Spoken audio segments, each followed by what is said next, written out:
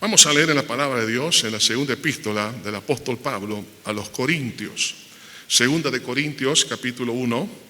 Vamos a leer a partir del versículo 3 al 11. Segunda de Corintios, capítulo 1, versículo 3 al 11. Dice así: Bendito sea el Dios y Padre de nuestro Señor Jesucristo, Padre de misericordias y Dios de toda consolación, el cual nos consuela en todas nuestras tribulaciones, para que podamos también nosotros consolar a los que están en cualquier tribulación, por medio de la consolación con que nosotros somos consolados por Dios. Porque de la manera que abundan en nosotros las aflicciones de Cristo, así abundan también por Él mismo, Cristo, nuestra consolación. Pero si somos atribulados, es para vuestra consolación y salvación. O si somos consolados, es para vuestra consolación y salvación, la cual se opera en el sufrir las mismas aflicciones que nosotros también padecemos. Y nuestra esperanza respecto de vosotros es firme, pues sabemos que así como sois compañeros en las aflicciones, también lo sois en las consolaciones. Porque, hermanos, no queremos que ignoréis acerca de nuestras tribulaciones que nos sobrevino en Asia. Pues fuimos abrumados sobremanera, más allá de nuestra fuerza, de tal modo que aún perdimos la esperanza de conservar la vida. Pero tuvimos en nosotros mismos sentencia de muerte, para que no confiásemos en nosotros mismos, sino en Dios que resucita a los muertos, el cual nos libró y nos libra, y en quien esperamos que aún nos librará de tan grande muerte, cooperando también vosotros a favor nuestro con las oraciones, para que por muchas personas sean dadas gracias a favor nuestro por el don concedido a nosotros por medio de muchos. Señor, te adoramos y te bendecimos. Gracias por tu amor.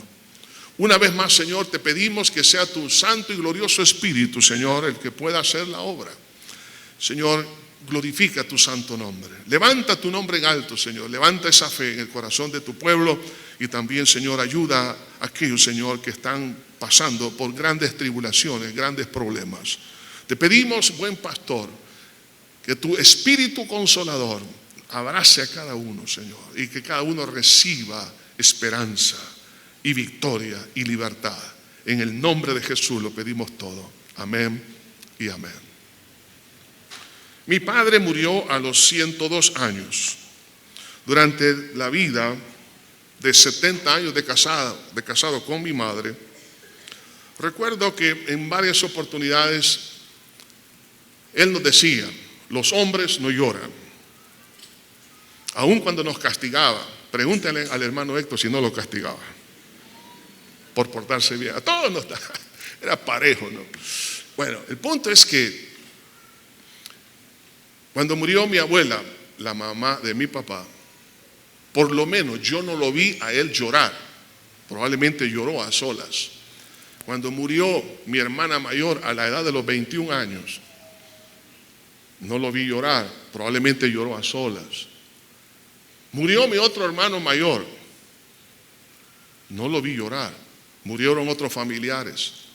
Pero cuando murió mi mamá, después de 70 años de casado, entonces para mí fue algo que quizás no estaba preparado, porque me hizo llorar, porque aquel hombre tan fuerte, aquel hombre que decía que no debería de llorar, lo vi quebrantado, no una, muchas veces. Me recuerdo una vez estábamos en la Laguna de Alegría, lo había llevado para que él se distrajese un poco, pero con mi padre era músico, ¿no? Tocaba violín y tocaba la mandolina, y entonces había un trío por ahí, entonces le pidió una canción, pero en esa canción hablaba: y te veré en el cielo. ¿Para qué? Me empezó a llorar. Yo vi entonces esa parte que no había visto en mi papá, un hombre como cualquier otro, frágil, ¿no? Que estaba sufriendo, pero necesitaba consolación. Digo todo esto porque algunas veces nosotros tenemos una imagen, ya sea de nosotros o de otras personas, que debemos de reprimir de alguna manera el dolor, que debemos de ser estoicos en medio de las circunstancias de la vida. Pero hay momentos en la vida que aquella firmeza, entre comillas, o aquella, digamos, aquella aparente fortaleza se viene al suelo. ¿Por qué? Porque somos del mismo material, somos hechos de barro. Y vemos entonces en esta epístola específicamente, segunda de Corintios, no estamos viendo aquí al teólogo Pablo de las epístolas de Efesios, de Filipenses, de Colosenses y de otras, sino que estamos viendo aquí, aunque hay teología, por supuesto, hay enseñanza, pero vemos a un Pablo muy sensible, vulnerable, como cualquier otro, y él no lo oculta, y eso es lo importante. Entonces él estaba pasando tribulaciones, pero también necesitaba la consolación. Hay algunas personas que dicen, yo no necesito a nadie. Sí lo necesita.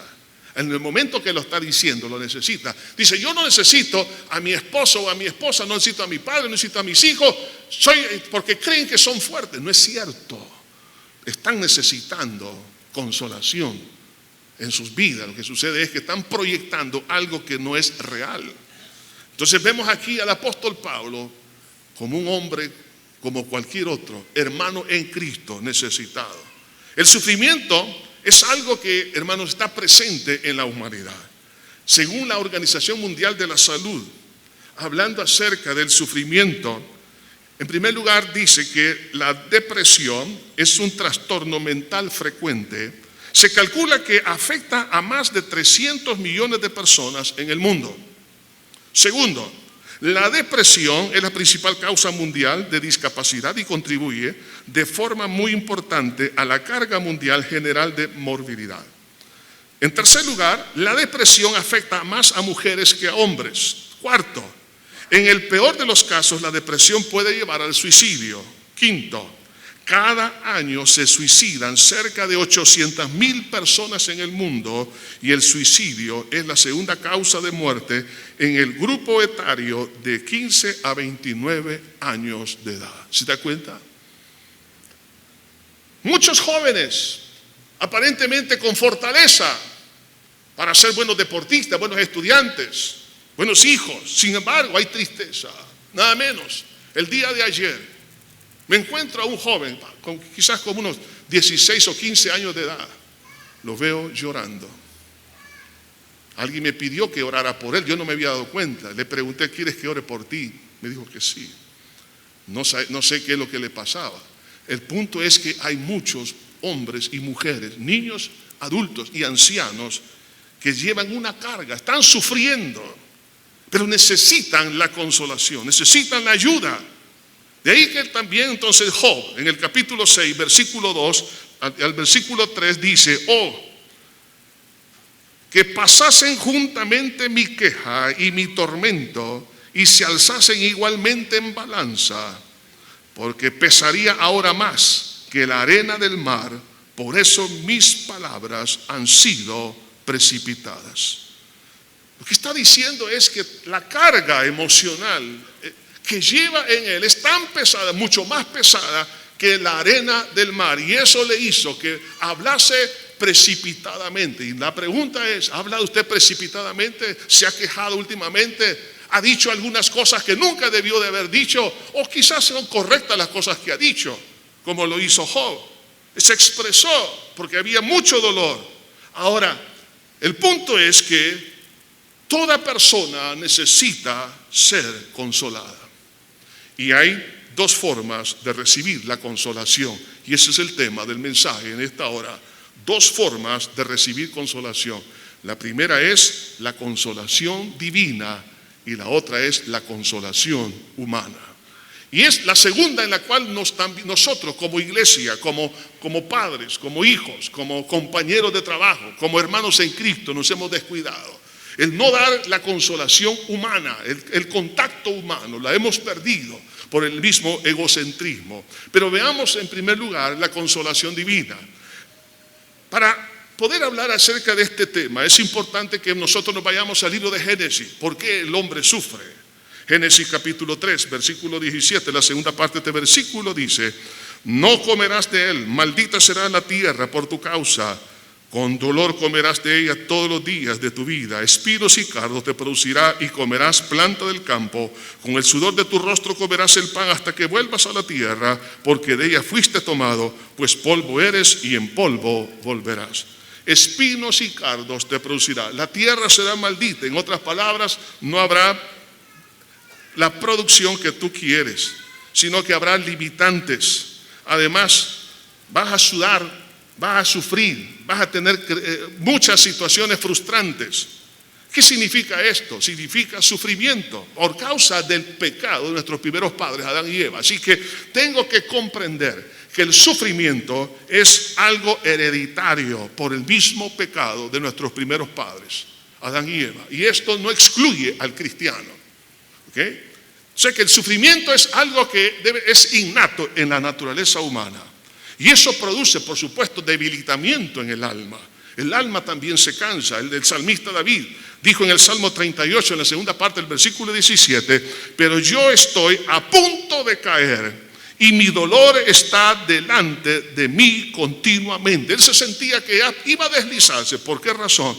Porque su dolor estaba delante de mí continuamente. Es decir, su memoria, su razonamiento, su lógica. Él veía el dolor mañana, tarde y noche y no veía que nunca iba a terminar. Y él se sentía que iba a desmayar. No sé, algunos de ustedes que me escuchan se sienten así, porque día y noche están sufriendo. Ahora, el problema de no comprender el beneficio del sufrimiento abona al dolor. Entonces, para poder manejar adecuadamente el sufrimiento, es necesario ver la otra cara del sufrimiento, y son los beneficios. El Señor Jesucristo empezó a relatar la necesidad de padecer, pero Pedro resistió ese sufrimiento. Dice la Escritura en Mateo capítulo 16, versículo 21. Desde entonces comenzó Jesús a declarar a sus discípulos que era necesario ir a Jerusalén y padecer mucho de los ancianos, de los principales sacerdotes y los escribas. Fíjense bien, Jesús está diciendo es necesario padecer. Ahora, ¿por qué es necesario? Porque hay un beneficio. Mas dice, y resucitar al tercer día. Entonces Pedro, tomándole aparte, comenzó a reconvenirle diciendo, Señor, ten compasión de ti, en ninguna manera esto te acontezca. Yo no sé si usted ha encontrado personas como Pedro, que en lugar de ayudarle a que pase por el camino del dolor, la estrechez, le ayudan a que usted mejor busque un atajo, que meta su cabeza en un agujero como un avestruz y que de alguna manera escape a través de ciertas prácticas o distracciones o cualquier otra cosa para no supuestamente enfrentar el dolor, aunque el dolor esté presente. La Biblia no nos enseña a buscar un camino de la caperucita roja. La Biblia nos enseña a tomar al toro por los cuernos en el nombre del Señor Jesucristo. Por eso Jesús dice, es necesario, ¿qué cosa? Necesario que padezca mucho de quienes, de los ancianos, de los principales sacerdotes y de los escribas. Entonces, Jesús, al ver a Pedro que él quería que no sufriese, entonces Jesús le dice, quítate delante de mí, Satanás, me eres tropiezo, porque no pones la mira en las cosas de Dios, sino en las de los hombres. Entonces Jesús le dijo a sus discípulos, si alguno quiere venir en pos de mí, niéguese a sí mismo, tome su cruz y sígame. En otras palabras, hay sufrimiento, te tienes que negar para poder sufrir, y tienes que aprender a manejar el dolor. Cuando yo no entiendo el beneficio del sufrimiento, voy a tratar de evadirlo y eso va a traer mayor sufrimiento. De ahí que entonces el sufrimiento en el camino de la salvación y del servicio cristiano está presente. Algunos creyeron que cuando vinieron a los pies de Cristo iban a ser inmunes al dolor. No es una vacuna ser cristiano al hecho de que no va a tener dolor. Cuando el Señor Jesús llama a Pablo para ser apóstol, y él lo declara en este mismo capítulo, el versículo 1, dice, Pablo, apóstol de Jesucristo por la voluntad de Dios. Pero dentro de esa voluntad de Dios estaba también el sufrimiento para Pablo. Cuando usted y yo venimos a los pies de Cristo y Dios nos llamó al servicio, ya está implícito también el sufrimiento. Entonces, es algo que yo debo de comprenderlo, que tengo que aceptar que eso es parte de mi vida. Entonces, por eso que vemos acá, hermanos, que el apóstol Pablo llegó a experimentar en Cristo dos cosas importantes. Es la aflicción y la consolación. Entonces, el sufrimiento en el camino del Señor y del servicio es algo que me va a traer, por un lado, voy a tener sufrimiento, pero voy a tener una sobreabundancia de consolación. Por eso dice en el versículo 5 de este mismo capítulo que hemos leído: porque de la manera que abundan en nosotros las aflicciones de Cristo, así abunda también por el mismo Cristo nuestra consolación. Dos cosas: sufrimiento y consolación. Yo entonces tengo que aprender a manejar esa situación a lo largo de mi vida. Por eso Pablo en Filipenses 1:29 dice: porque a vosotros os es concedido a causa de Cristo no solo que creáis en Él, sino también que padezcáis por Él. No solamente la fe y creer en Cristo y ser salvo y esperar la venida de Cristo, no, pero que padezcas por Él. Yo tengo que entender que eso es un privilegio, padecer por el Señor Jesucristo. Si bien hay un sufrimiento por causa de que yo estoy en los caminos del Señor y sirviéndole al Señor, bendito sea el Señor por ese privilegio. Entonces eso me ayuda ¿a qué cosa? A abrir mi mente a que el sufrimiento me va a acompañar a lo largo de mi vida. Tengo que abrir mi mente, porque de alguna manera el pensamiento epicúreo y estoico de los griegos de 400 y 300 años antes de Cristo ha venido a lo largo de los siglos. Los epicúreos, creyendo que la felicidad está en los placeres para poder reprimir el sufrimiento y la turbación, y que las amistades iban a ayudar ¿a qué cosa? A minimizar el dolor, y a través de la razón. Los estoicos tenían otra visión. Era realmente a través de la lógica, de alguna manera, el poder llegar a poder reprimir. Ellos pensaban que el dominio, el tener dominio de la voluntad, de las pasiones, de los sentimientos, de las cosas, aún de los mismos hechos que perturban, a través de la voluntad y del carácter. Esas cosas han corrido a lo largo de los siglos. Hoy en día, cuando alguien está sufriendo, por ejemplo, la gente se le acerca y le dice: sé valiente, sé fuerte, los hombres no lloran. Y las lágrimas se van para adentro. Después el corazón le falla. Dios ha dejado los lagrimales como una válvula de escape para poder expresar el dolor. Dios ha dejado, por eso dice: bienaventurados los que lloran, porque hay una bendición en poder expresar el dolor de esa manera. Y también hay otras formas que menciona la Escritura. Pero el punto es que hay muchos que hoy en día, aún por las mismas, digamos, tendencias doctrinales que están fuera de la Biblia, están tratando de decir que hay que negar el dolor. Esas son ideas filosóficas griegas que se están metiendo en la teología bíblica y la están manipulando pensando que eso es real. No, la Biblia, hermano, lo que hace es que la Biblia es un espejo que nos dice la verdad, nos presenta la verdad y no oculta la verdad. Hay dolor, enfrenta el dolor. Hay felicidad, enfrenta la felicidad. Pero no tenemos nosotros por qué negar que me dolió, por ejemplo, el rechazo de un padre, de una madre, la muerte de un ser querido. Negar que me ha afectado el hecho de que me han quitado mi trabajo y decir: no, todo está bien, no me pasa absolutamente nada.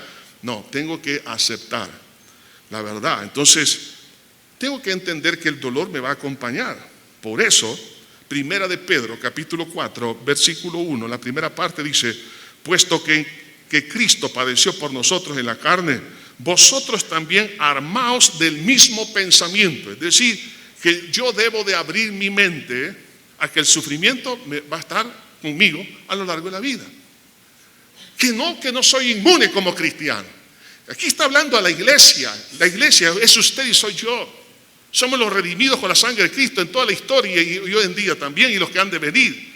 Entonces, tengo que armarme con el mismo pensamiento, es decir, que el sufrimiento va a estar presente, no cerrar a través de una idea filosófica, a través de lo que dice la sociedad, a través de la manipulación de la palabra de Dios hoy en día, para que la gente niegue y no enfrente el dolor adecuadamente.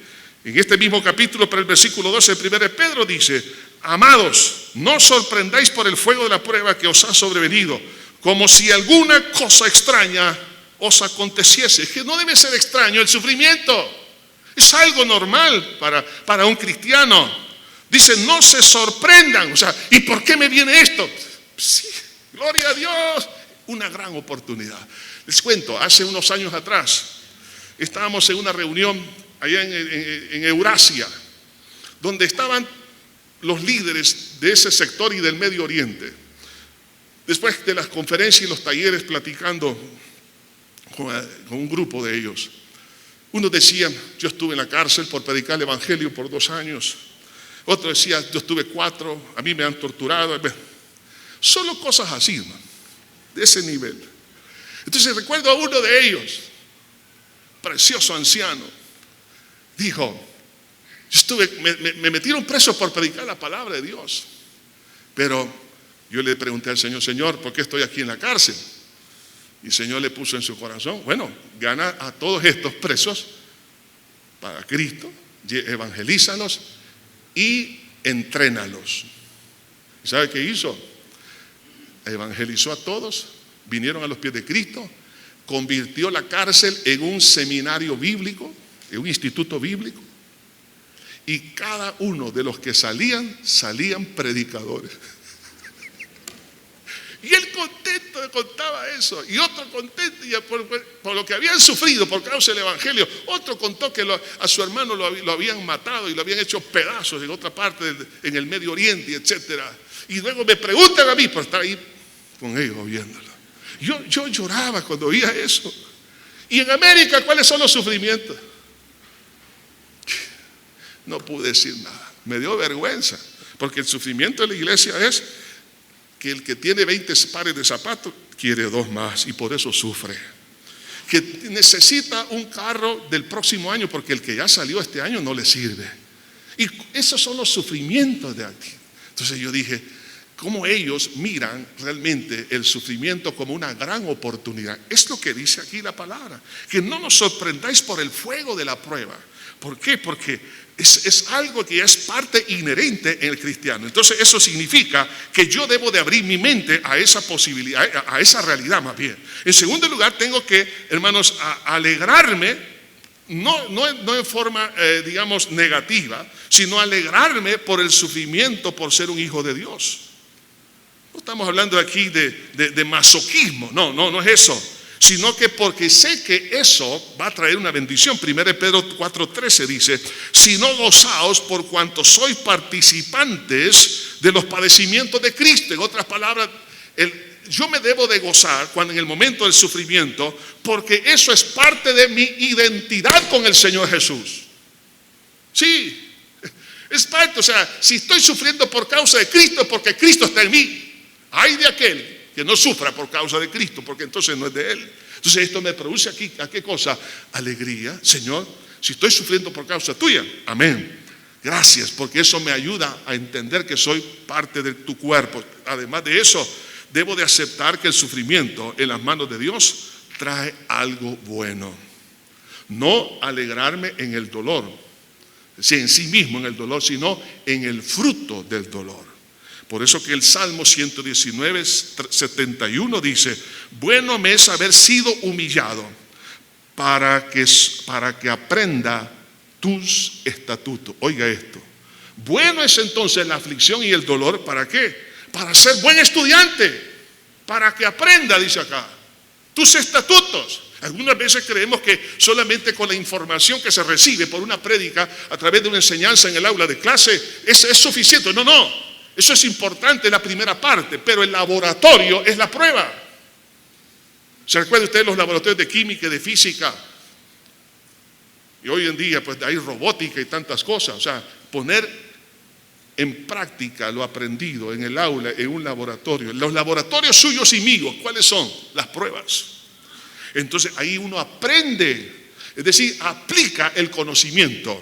Entonces por eso dice aquí la Escritura, bueno me es haber sido humillado para que aprenda tus estatutos. O sea, la mejor universidad que usted y yo podemos tener es en las pruebas. Ahí es cuando uno verdaderamente, hermano, aprende. Pero también, siempre en el capítulo 4 de 2 Corintios, versículo 11, Pablo dice, porque nosotros que vivimos siempre estamos entregados a muerte por causa de Jesús, para que también la vida de Jesús se manifieste en nuestra carne mortal. En otras palabras, si yo quiero ver a un Cristo vivo a la par mía, ¿cómo no lo voy a ver si no estoy en una prueba? Yo lo he visto muchas veces. Hermano, realmente a punto de quizás, yo así lo veo, a punto de morir, pero Dios revela que ahí está el asunto, la situación, pero Dios está de la par, cuidando, tomando control de tantos detalles. Entonces, si somos atribulados, estamos entregados a muerte cada día, ¿es para qué? Para que la vida de Jesús se manifieste. Entonces, si yo quiero ver al Señor, como dijo alguien, en las noches más oscuras se miran mejor las estrellas. Hermano, quiere ver a un Cristo poderoso, un Cristo consolador, un Cristo sanador, un Cristo, hermano, que resucita a los muertos, el Cristo, hermano, que nos ministra, nos llena de paz y de gozo, el que pone su mano como lo hizo con Juan en la isla de Patmos. Dice, y me tocó, dice Juan. Dice, y en ese momento, ese toque divino hizo que Juan se pusiera de pie. Hermano, cuando usted no tiene fuerza y siente la gloria, la presencia de Dios, en momentos ahí, hermano, donde usted está adorando al Señor, usted recibe de Dios tantas cosas. Ese Cristo vivo, ¿dónde se va a manifestar? En medio de las tribulaciones. Entonces, debo de ver el sufrimiento, que en las manos de Dios es algo bueno, porque recibiré 100 veces más de lo que estoy sufriendo. Pero también purifica la fe. Pablo llegó él en su análisis lógico a decir esto en medio del dolor. Versículo 8, porque hermanos, no queremos que ignoréis acerca de nuestra tribulación que nos sobrevino en Asia, pues fuimos abrumados sobremanera, más allá de nuestra fuerza, de tal modo que aún perdimos la esperanza de conservar la vida. Pablo dijo, en otras palabras, no hay salida. Aquí voy a morir. Él ya estaba pensando en su funeral. No hay esperanza. O sea, es imposible. Quizás usted ha llegado a una conclusión. De este problema yo no salgo. Ya lo vi de todos los ángulos.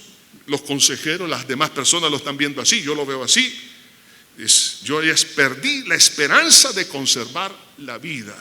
O sea, la crisis fue tan grande en la vida de Pablo que perdió la esperanza, que podía haber una posibilidad, una puerta abierta. Pero dice el versículo 9, pero tuvimos en nosotros mismos sentencia de muerte para que no confiásemos en nosotros mismos, sino en Dios que resucita a los muertos. ¿Sabe por qué Dios permite que lleguemos a tocar fondo? ¿Sabe por qué Dios permite que haya un mar enfrente de nosotros? Es para que entendamos que no somos nosotros los autores de nuestra vida, sino el Cristo que levantó, hermano, a Lázaro, y Él mismo se levantó de entre los muertos. ¿Por qué razón? Es que, hermano, nuestra vieja naturaleza, nuestra naturaleza humana, siempre quiere meter la cuchara. Sí, yo puedo hacer esto, yo puedo hacer lo demás, pero cuando hay sentencia de muerte, es decir, no hay posibilidades humanas, entonces nuestra fe la quitamos de nosotros y la ponemos en Él. Ya no la pongo en lo que otros me dicen, la pongo en Él. Ya no son las cosas materiales, únicamente Cristo. Cuando llegamos a ese punto de confiar en el Señor, hay una limpieza de ese tesoro de la fe, de las adherencias, de que Dios, la fe en Dios es algo bueno, pero también un poquito de mí mismo no le cae mal. Pero en el fuego de la prueba, eso queda fuera. ¿Para qué? Para que el canal de la fe esté limpio y fluya el poder de Dios. Por eso es importante, entonces, hermano, la aflicción. Por eso dice Job, y en la aflicción dice, despertará su oído. Oiga esto. En la aflicción despertará su oído, es decir, va a haber más obediencia. En la aflicción ahí se despierta la pasión por la obediencia a Dios. En Romanos 5:3 dice: no solo esto, sino también nos gloriamos en las tribulaciones, sabiendo que la tribulación produce, oiga lo que produce paciencia, es decir, perseverancia, consistencia. La persona sigue adelante y la perseverancia prueba, es decir, cualificación. La persona es cualificada y la cualificación esperanza. O sea, la situación de la purificación de la fe trae cosas enormes, maravillosas. Vemos un país, hermanos, en una gran crisis. Puede usted ver una familia, puede ver su persona, puede ver tantas cosas, pero cuando la fe está limpia y pura, entonces Dios va a manifestar su gloria a través de su pueblo. Dios, hermano, Dios está preparando a su iglesia para algo grande, para alguno de los más grandes avivamientos, pero se requiere limpieza de la fe. Por eso es necesario las pruebas. Y claro, por otro lado, viene la consolación. Y la consolación ya fue provista en Cristo en la cruz del Calvario. Isaías 53 dice: el castigo de nuestra paz fue sobre él. Tener paz en la tormenta, tener paz en la barca. Jesús dormía, los discípulos angustiados. Pero Jesús, hermanos, sabía que la barca no se podía hundir, aunque estaba entrando agua, dice la Biblia, en la barca. Usted dice: pero ya está entrando agua, pastor. La lógica me dice que me voy a morir, pero la fe dice otra cosa. Jesús estaba dormido. Cuando lo despertaron, él dijo: calla y enmudece. Se quedaron sorprendidos. ¿Y quién es este? Quizás no sabemos quién está en nosotros.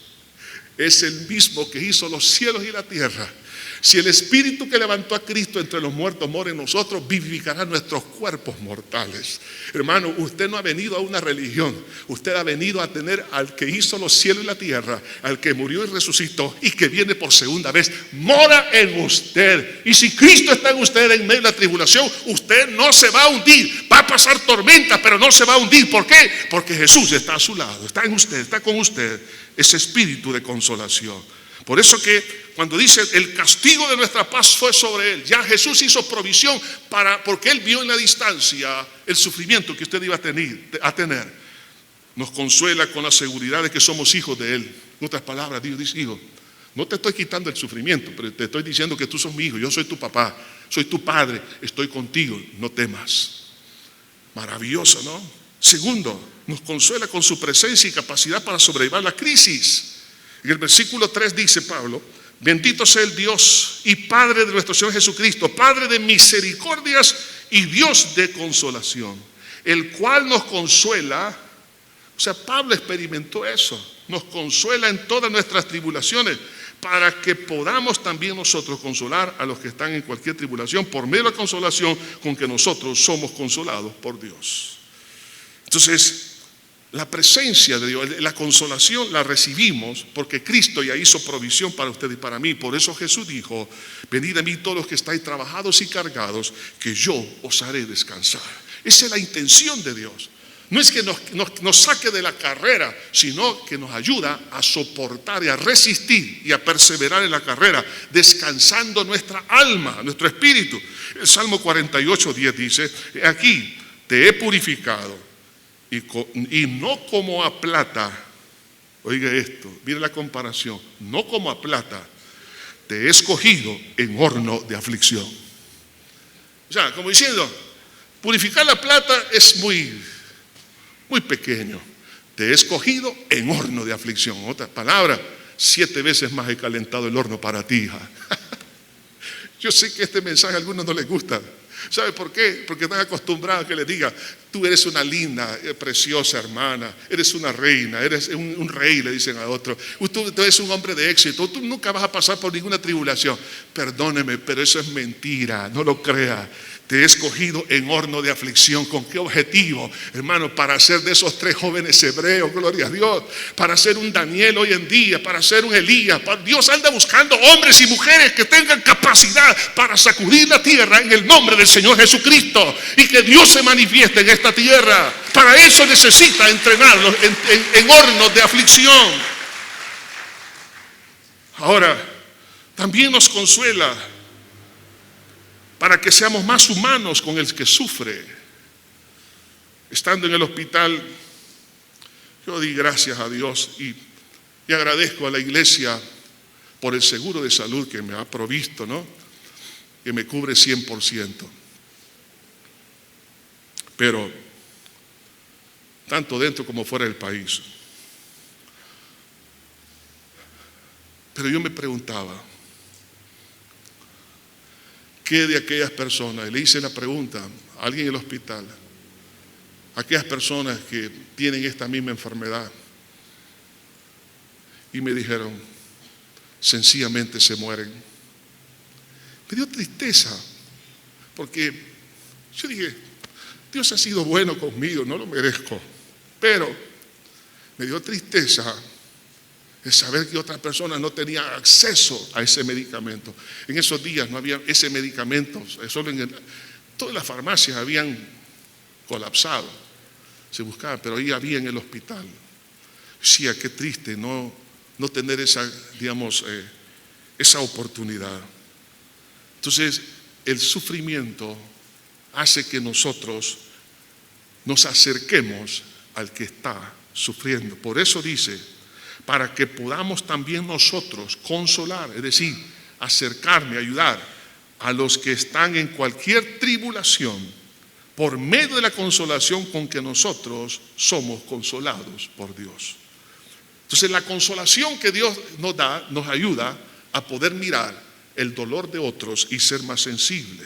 Pero también nos consuela con la seguridad de la victoria total de la vida eterna para minimizar el sufrimiento presente. Algunas veces pensamos que los sufrimientos presentes son tan grandes. No, hermano, de verdad que no es grande. Dice la palabra de Dios, Romanos 8:18, pues tengo por cierto que las aflicciones del tiempo presente no son comparables con la gloria venidera que en vosotros ha de manifestarse. Es comparable. Alguien puede tener los sufrimientos más indecibles. Imagínense lo peor de lo peor. Pero ese sufrimiento es como un pequeño grano de arena de lo que será el mar de cristal de consolación y de bendiciones en la vida eterna. Entonces significa que Dios nos consuela, que lo que vamos a recibir va a ser más del dolor que hemos sufrido. Quiero que piense en el dolor suyo. El dolor que usted tiene va a desaparecer, pero la consolación será eterna. Por eso, según 2 Corintios capítulo 4, en esta misma epístola, dice en el versículo 17, porque esta leve, así lo menciona Pablo, leve tribulación, y cuando Pablo menciona leve tribulación, ahí está refiriendo a muchas cosas que él mismo pensó que no iba a poder salir. Esta leve tribulación momentánea produce en nosotros un cada vez más excelente y eterno peso de gloria. Y a la vez, hermanos, al mirar nuestro sufrimiento a la luz de la eternidad, no es nada. Entonces, ¿qué tenemos que hacer? Gozarnos en el Señor, y que esto es temporal y que no vamos a sufrir toda la eternidad. Por otro lado, la consolación, la persona cuando es consolada, hace correr el evangelio. Interesante lo que dice Hechos capítulo 8, versículo 3. Y Saulo asolaba la iglesia y entrando casa por casa arrastraba a hombres y mujeres y los entregaba en la cárcel. Estamos notando sufrimiento para la iglesia, pero ¿cuál era el resultado del que sufría? Pero ya entendían ellos que tenían que abrir su mente y armarse del mismo pensamiento, entendiendo que el sufrimiento iba a producir otras cosas tan buenas que Dios había preparado para ellos. Y dice, pero los que fueron esparcidos, es decir, los que sufrieron, iban por todas partes anunciando el evangelio de Dios. Hermanos, el sufrimiento va a hacer que la persona tenga más pasión por amor a Cristo y por amor a los demás, y hacer correr, y va a servir de una manera eficaz a los demás. Dios nos consuela para no desmayar. Entonces, si esa es la parte divina, que es importantísima, pero hay otra parte que es la humana, la cual hemos descuidado, es la consolación que usted y yo podemos recibir o dar. En el versículo 11 del capítulo 1, Pablo dice, versículo 10, el cual nos libró y nos libra, en quien esperamos que aún nos librará de tan grande muerte, cooperando también vosotros a favor nuestro con la oración. La consolación humana tiene que ver con la oración de intercesión, nos libra. Pablo dice, y también en la epístola a los Filipenses dice, y seré concedido a vosotros por causa de vuestras oraciones. O sea, hay un misterio en la oración. Hay cosas que no vamos a entender aquí en esta tierra, pero cuando usted está orando por alguien que está sufriendo, sea cual sea su situación, Dios está trayendo a esa vida una respuesta maravillosa. Pero no solamente consolación, sino liberación de la condición. Y cuando la persona sabe que las oraciones han favorecido, como dice aquí Pablo, cooperando también vosotros a favor nuestro con las oraciones, entonces, ¿eso qué es lo que trae? Trae consolación. ¿Por qué? Porque no solamente hay fe, pero hay amor cristiano, amor fraternal. Eso le traía consolación a Pablo, que había otra gente que estaba orando. La gente que ora por otros es porque ama a la persona y cree en lo que dice el Señor a través de la vida de oración y lo que Dios puede hacer. Entonces Pablo estaba consciente que los demás estaban cooperando para que él fuera liberado de esa situación, que él creyó que nunca iba a poder salir adelante. Yo no sé cuál es el problema que usted tiene, un problema quizás que es irreversible, pero si otros están orando, Dios puede cambiar eso irreversible en algo reversible, hermano. Dios puede cambiar las condiciones. Usted puede decir como Marta y María, Señor, hiede ya porque es de 4 días. Pero Jesús le dijo a Lázaro, Lázaro, ven fuera. Hay cosas, hermanos, que por medio de la oración, cuando miramos los resultados, trae consolación. Esto es una parte humana, es decir, ponerme a orar, interceder por otros. Y que cuando otros se dan cuenta que están orando por usted, por supuesto, trae consolación. Segundo, digamos, aspecto que puede ayudar a la consolación es sentirse, oiga bien, cuando usted está pasando por problemas difíciles, sentirse orgulloso por lo que usted invirtió en otros y se está desarrollando. Una de las crisis hoy en día es el egoísmo. Solamente buscan su propio beneficio, no están buscando el beneficio de otros. Están tratando de acumular, pero no están dando. En el momento de la prueba, la persona que no sembró en otra persona para que esa persona fuera mejor, no tendrá retroalimentación. Entonces va a sentir que su vida fue un fracaso, porque solo acumuló dinero, propiedades, títulos, fama, poder, pero ¿qué fruto está dejando en su familia? ¿Qué fruto está dejando en las personas que le conocen? ¿Se está reproduciendo?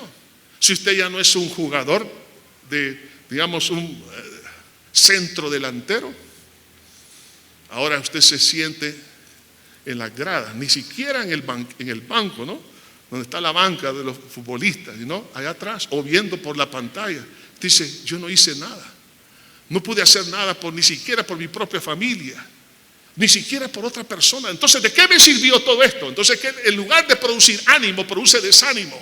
Pero Pablo, como él había sembrado, dice en 2 Corintios 1:14, segunda parte de este versículo, dice, en parte habéis entendido que somos vuestra gloria, así como también vosotros la nuestra para el día del Señor Jesús.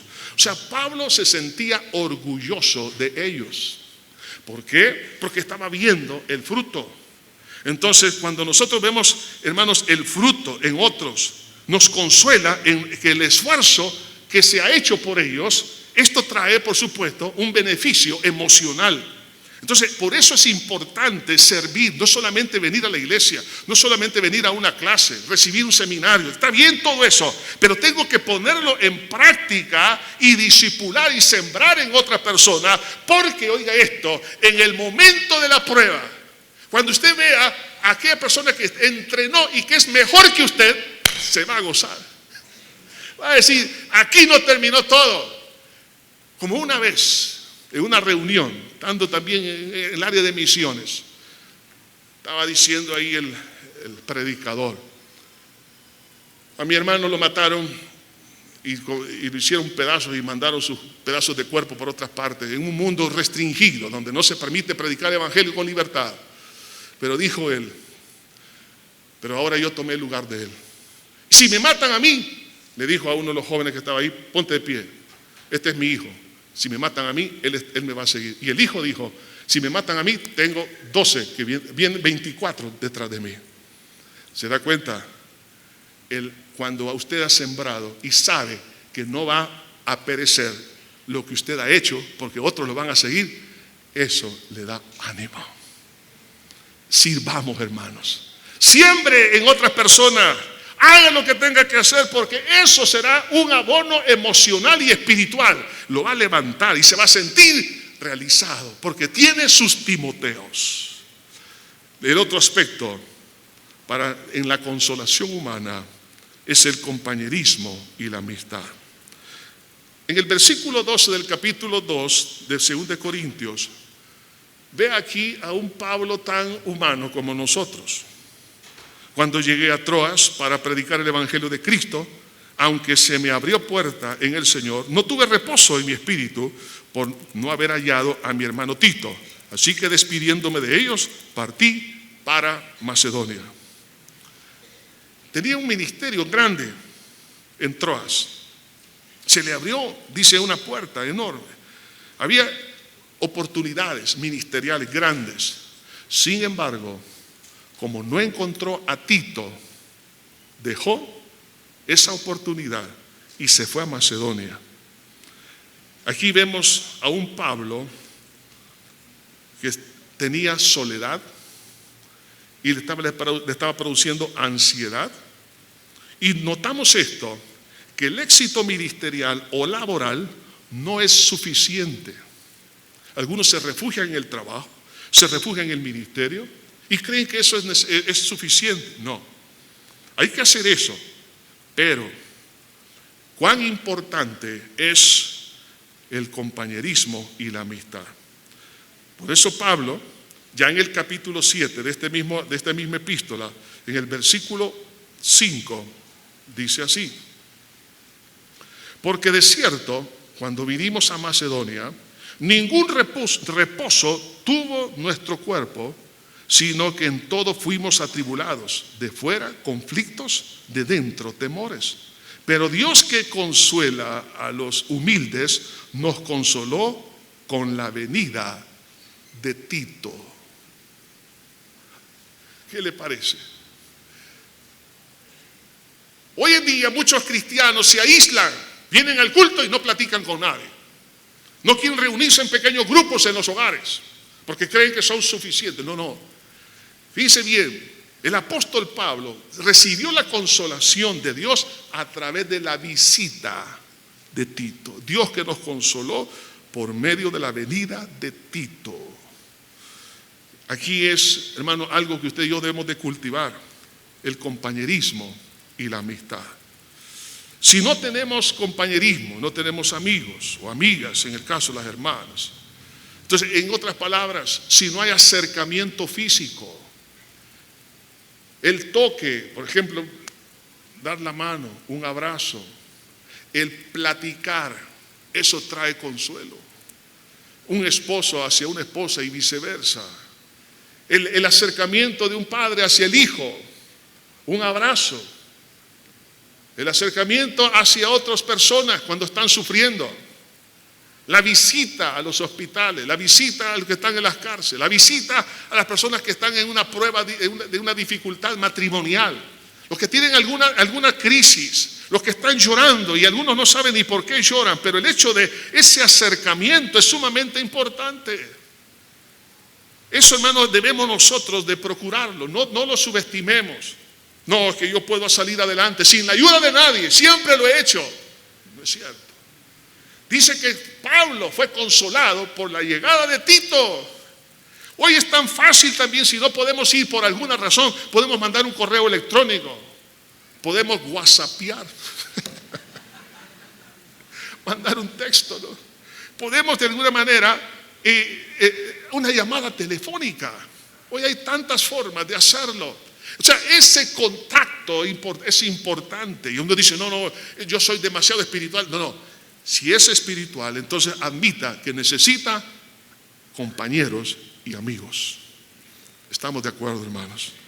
Dios nos consuela, pero también nosotros debemos de acercarnos como Tito. Hermano, si usted mira a alguien, un hombre, como un Pablo, estamos hablando de un hombre de primer nivel, un general de 5 estrellas, pero está triste, acérquese, lo necesita. Usted como Tito, acérquese a las personas, busque de alguna manera, pueden hacer una reunión, pueden comerse unas pupusas, unos chilaquiles, unos tortas mexicanas, lo que sea, un café. Todo eso es importante que lo cultivemos en la familia, en la iglesia, en el trabajo y en todo lugar. Y en último lugar, el conocer los sentimientos de aprecio y de amor de los demás. En el versículo 7 dice: y no solo con su venida, sino también con la consolación con que él había sido consolado en cuanto a vosotros, haciéndonos saber vuestro gran afecto, vuestro llanto, vuestra solicitud para mí, de manera que me regocijé aún más.